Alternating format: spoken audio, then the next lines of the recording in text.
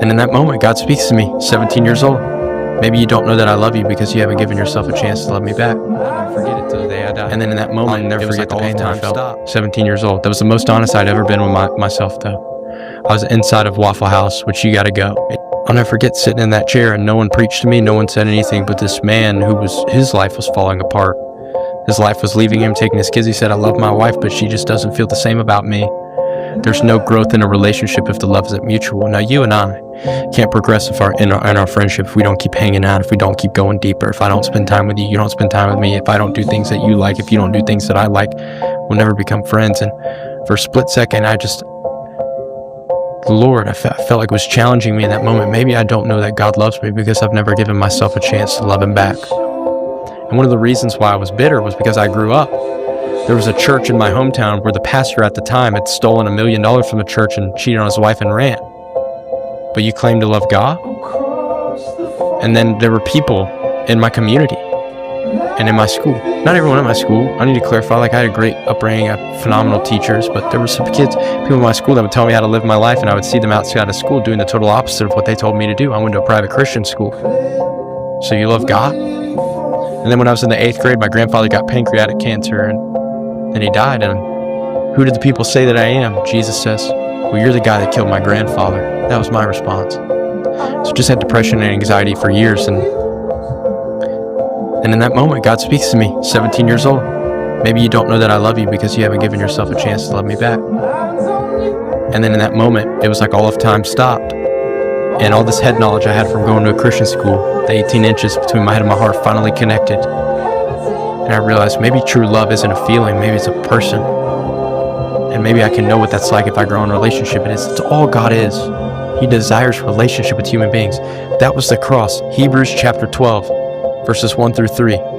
We now look to Jesus, who is the author and perfecter of our faith. The whole chapter before it talks about like the goats of this faith that we have. Abraham, Isaac, Jacob, Rahab the prostitute. And you're like, what the heck? She was a prostitute. But you realize that she had sincere faith in God at some point helping these spies. Anyways, then you get to chapter 12. We looked at Jesus, who is the author and perfecter of our faith, who for the joy set before him, he endured the cross. Why? If Jesus really was God and he really lived a perfect life, why would he endure the most gruesome death ever recorded in human history? Why would he take on something that he didn't deserve? Why is it that when they accused him of things he didn't do, he never talked? Well, hold on a second. I didn't say that. Well, I never tweeted that. I never commented that. Well, I didn't do that last week. You just misconstrued what I said. Why didn't you do that? They stripped him publicly. They beat him so bad. Historical documents say that he didn't even look like a human being. He looked like an alien. He looked like a dog. But Jesus, with joy, he endured the cross because he was thinking about me. He was thinking about you. It wasn't the thickness of the nails that kept him on the cross. He was God. He could have gotten down. It was love. God speaks to me, 17 years old. Maybe you don't know that I love you because you haven't given yourself a chance to love me back. And then in that moment, it was like all of time stopped. Why me? What's the matter? You don't think you deserve to be saved? If there is a God out there, why would he give a crap about me? I mean, I've saved some people, okay? I figured that made up for the stealing and the ditching chicks. But why do I deserve to get saved? I'm just a regular guy. I'm not much of a praying type. But I'm gonna pray for you. I'm praying, okay? Come on. Please. Prayer's a sign of faith. This is a good thing, Dave.